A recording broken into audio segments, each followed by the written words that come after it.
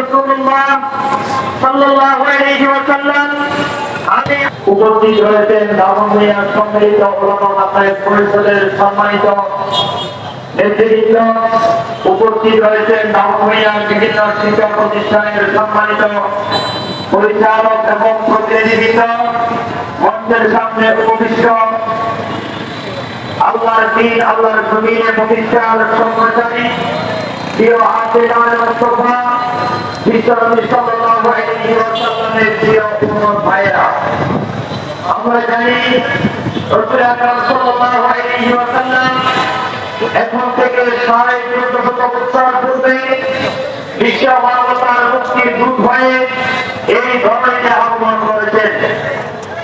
রাসূল আকরাম সাল্লাল্লাহু আলাইহি ওয়াসাল্লাম কেন আমাদের মাঝে প্রেরিত হয়েছেন এই বিষয়ে আল্লাহ পাক রব্বুল আলামিন নিজেই ইরশাদ ফরমান, ওয়া মা আরসালনাকা ইল্লা রাহমাতাল লিল আলামিন। হে আমার হাবিব জনাব মুহাম্মদুর রাসূলুল্লাহ সাল্লাল্লাহু আলাইহি ওয়াসাল্লাম, আমি আপনাকে বিশ্ববাসীর জন্য রহমত এবং দয়া স্বরূপ প্রেরণ করেছি। বিদায়াতে আল্লাহ পাক রব্বুল আলামিন বলেন, ওয়া ইন্নাকা আলা খুলুকিন আযীম।